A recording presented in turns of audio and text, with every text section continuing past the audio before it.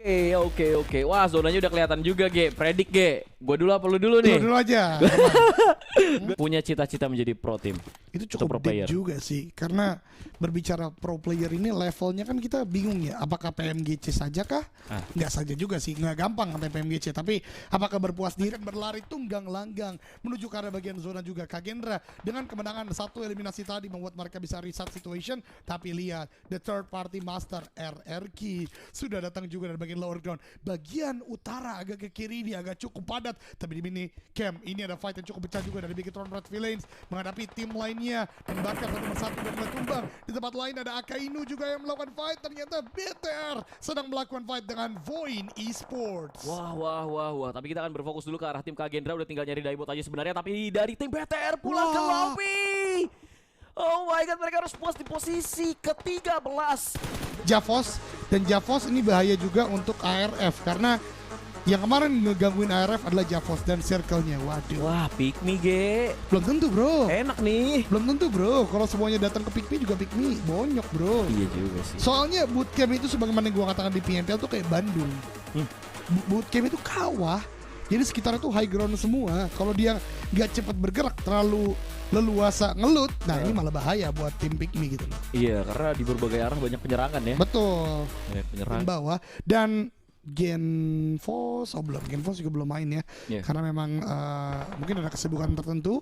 Dari Bigetron kali ini udah mulai mendekat lagi dan bahkan Liquid menuju ke arah bagian kanan menandakan ada sebuah flank yang coba dibangun. Ini Voin benar-benar kejepit. Bahkan lihat Maxius tidak punya first aid, tidak punya medkit, tidak punya utility dan lapar tertakedown. Voin tinggal misalkan 2 orang saja. Aduh. Ini Voin sudah tidak bisa kemana-mana lagi sepertinya. Tembakan dari Maxius hanya mendelay sedikit pergerakan dari tim BTR yang mencoba untuk naik perlahan menuju ke arah seorang Maxius. Maxius yang mencoba untuk kabur, berlindung di balik sebuah batu besar. Tapi BTR sudah semakin dekat oleh tim Voin. Kayaknya nggak bakal diladenin. Coba untuk kabur dari seorang Maxius. Upaya memang harus dilakukan dari seorang Liquid. Akan ada di arah samping, tapi Aura yang datang langsung diladeni oleh tim BTR. Aura, 3 pemain down. Hanya bisa ditukar satu saja, menyisakan Mas Juki di arah kejauhan dan masih bisa melakukan revive tentunya dari tim BTR mereka. Tiba-tiba saja mendapatkan 3 elimination yang tidak diduga-duga. Oh my god, Aura yang coba mengambil sebuah kesempatan untuk melakukan push menuju ke arah bagian Voin yang mulai tersungkur lemas. Ternyata justru dipotong pergerakannya oleh Bigetron Red Villains. Dan gue punya kekhawatiran kalau zona nanti tidak menuju ke arah bagian bootcamp dan pick me masih belum bergerak seperti ini bisa menjadi malapetaka besar bagi mereka. Karena utaranya atau selatannya kalau dari map udah dikuasai oleh BTR dan Voin. Di bagian kanan Morp sebagai bentuk rotasi baru dari victim solver sebelumnya udah dikuasai juga. Dan kalau dari bagian Paradise juga udah mulai mendekat, ini pick me udah deadlock dari semua arah mata angin tentunya. Iya, yang tadi lu bilang ya, Ge. Mereka nggak rotasi dan mereka kejebak di sini. Tapi tunggu dulu, ini dari Liquid kayaknya ditembakin sama Mas Juki. Dari arah sebelah kiri atau dari tim Morp yang ada di arah kanan. Hihi. Dari tim pick me karena tadi ada beberapa peluru yang ditembakkan. Itu membuat dari Hahi jadi tahu tuh di bagian bukit ada tim lain. Namun masih terhalang visionnya dari seorang Hahi. Tidak bisa melakukan tembakan. Di depan mereka persis memang ada tim Voin. Tapi tim Voin pun kayaknya belum kedetek. Cuma yang di bagian bukit. Karena tadi kalau nggak salah Liquid tembak. Betul, itu jadi ada sebuah prediction ke arah BTR sebenarnya ya. Karena memang kompon tersebut mungkin hanya dibentuk aware. Keren juga nih Voin bisa lepas loh. Dari cengkeraman BTR tadi, pick me, Aura, udah bisa di sekitaran bagian pulau Alpha. Baru gue pengen nanya, pertanyaannya BTR kemana nih? BTR rotasi kemana mereka? Mereka berarti menyisir zona kah? Ini mereka ada di bibir zona sekarang dari tim BTR. Masing-masing mendapatkan 1. 4 eliminasi sudah berhasil untuk didapatkan. Dan bahkan mereka sekarang melakukan peperangan lagi dengan tim Morp yang ada di bagian luar. Betul, ini berarti BTR gerak cepatnya di bagian early game. Kemudian sekarang bergerak cukup lambat di bagian pojok-pojok dari zona. Karena bahkan masih ada Liquid yang di bagian belakang untuk menunggu pergerakan lawan-lawan yang mungkin datang dari bagian quarry, datang dari bagian rotasi Morp yang memang expected. Tapi di tempat lain kita lihat Nyong Stuke tadi dari player Mugiwara. Berarti lagi-lagi yang tadi di sekitar pulau Alpha. Fight terjadi karena memang Mugiwara sepertinya mendekati ke arah bagian Voin dan happy birthday sekarang. Nice banget. Aduh, GPX Pecah dia sekarang nih, pecah nih. Iya, sama XOG lagi ya. XOG lawannya. Tapi kamera. Tim BTR, Rocky masih belum maju dia. Dan gak ada peperangan lagi. Masih ada 13 tim stage 3. Sudah mulai bergerak. Dan mungkin kita bisa pindah kamera sedikit ya. Karena ini gua rasa buat perang nggak dulu deh buat Iya, tim iya. Morp. Dengan Iya. posisi mereka yang di luar gitu. Betul. Kecuali mereka mungkin mau ngamanin high ground, ngehajar dari high ground terus ke bawah gitu, nyisir pelan-pelan bisa. Tapi dengan 2 orang yang ada di depan, gue rasa agak kurang bijak. Mending dia masuk ke dalam zona aja deh, langsung Iya. ke bootcamp deh tuh. Setuju sih, karena kan memang kayaknya Rocky ini ditempatkan hanya sebagai penjegal aja sih. Iya. Mengingat tadi udah ada pengiriman Smith, kayaknya harusnya ke arah bagian depan dengan vehicle. Memang dari Morp udah ada objektivitas zona yang dibangun Zai, dan Rocky ini benar-benar hanya sebagai penjegal. Dan Zai mungkin ingin melengkapi lootingan-lootingan dari kompon-kompon yang masih tersisa. Bisa jadi ada healing yang bisa didapatkan, dan Rocky masih gatal banget. Ada satu player lagi di bagian atas sana, kita belum lihat siapakah player tersebut.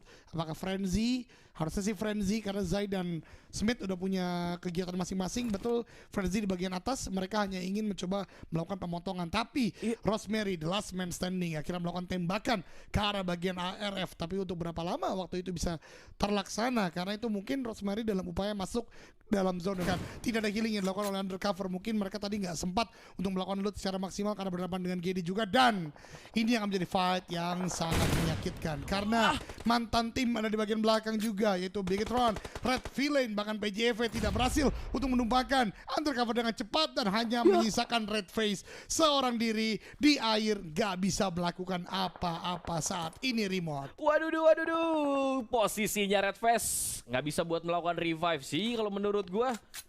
Karena akan berbahaya juga, dan Warrior juga kayaknya nggak bisa ditolong. Tembakannya on point banget. Padahal udah ketemu tuh sedikit lagi BTR sama PJV. Cuma dari tim UC mereka berhasil untuk meratakan pemain-pemain dari tim PJV. Satu berenang karena telat untuk melakukan backup atau menjadi orang paling belakang mungkin dari seorang Red Face. Tapi kita akan berfokus ke arah tim ARF yang menguasai high ground. Satu main dari tim BTR, Liquid berhasil untuk dig knockdown. Gak bisa buat di revive lagi. Tapi teman-temannya mencoba untuk melakukan peperangan dengan tim Board, dengan DBS yang mencoba untuk dikokang. Sayang sekali. Lihat. Dari Zai berhasil untuk mendapatkan seorang Satar. Itu dia yang gua katakan. Memang DBS apalagi digunakan oleh close combat player yang kuat sebagaimana Zai, ini menjadi salah satu malapetaka. Tapi pilihan yang cukup menarik dari BTR, mereka mencoba untuk men-split 2 playernya yang tersisa tadi, dalam artian Satar ke arah bagian kanan dan 2 lainnya itu Ryzen dan Svavel ke arah bagian kiri untuk bisa masuk dari titik yang berbeda. Pygmy tadi udah cukup fatal pergerakan mereka untuk tidak langsung bergerak, terbantu kali ini dengan fight antara Kagina dan SOG dan juga Mort. Tapi Pygmy lihat keuntungan mereka langsung hilang begitu saja, musnah, benar-benar sirna begitu saja karena terlalu nyaman, terlalu berleha-leha, terlalu lama ada di bootcamp tanpa mengindahkan adanya potensi pergerakan ke tempat yang lain. Iya, zonanya tiba-tiba mental kayak gini ya. Iya, Dan Pulau Alpha. ya gimana, mereka mau keluar tapi bingung. Nih takut ada tim lain yang udah mantau karena Itu mereka dia. di lower ground kan jatuhnya. Nah, Bener ya, akhirnya- gue sepakat sama apa yang lu bilang tadi, Ge. betul, jadi bisa dipantau dari semua tim kan. Itu sebenarnya gue nggak tahu kenapa ya. Kalau misalnya menyaksikan seluruh pagelaran PMPL, gimana BTR waktu itu memainkan ke arah bagian tengah itu karena hal tersebut gitu. Kenapa tuh? Guns, caster kok sendiri, sepatu sendal aja berdua. Waduh, pasta ya. Lucu banget. Anjir, Caster anjir. kok sendiri, sepatu Sepatu sendal. sendal berdua, betul juga. Caster kok sendiri, kaos kakinya sepasang.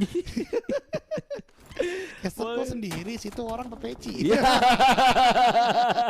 Satu pemainnya Hazel melihat pergerakan dari tim UC, tembakan terus Wah. dilakukan dan tim UC pun pulang ke arah lobby. 4 tim yang tersisa, 1 beruang sepertinya dalam ancaman, dan tim ARF dia harus melakukan revive. Hazel perlahan bergerak, tapi tim Void dalam pantauan. Tim Void dari Ciel nggak bisa ditolong lagi, lapar yang tersisa. Apakah bisa untuk memakan satu persatu pemain dari tim ARF? Tapi sepertinya itu adalah hal yang mustahil. Waduh, ini bisa jadi sebuah hal yang cukup memberatkan bagi ARF karena masih ada knockdown. Tapi ternyata tembakan mengubah segalanya. Gen aduhai tertumbangkan. Masih ada aura, yaitu Mas Juki dalam zona di dalam compound. Axel akan melakukan sebuah lemparan nade. Harusnya kali ini lemparkan dari tempat. Ternyata tembakan yang dahulukan dan beruang hitam ini kembali mengungguli beruang yang lain. Kali ini menghadapi Naga yang hanya satu orang. 3-on-1 situation. Axel, nade-nya connect dengan sangat baik. Tapi Molly kali ini lemparkan bagian depan. Mas Juki bergerak ke arah bagian dalam compound. Low HP banget, mengganti ke arah bagian DBS. Akan dimajukan ke arah bagian depan. Tapi Mas Juki low HP. Axel mencari di mana letak dari Mas Juki. Masuk ke arah bagian belakang. DBS teman ke arah bagian depan. Low HP banget tapi Axel terlalu terburu-buru. Untungnya ada Acul di bagian belakang.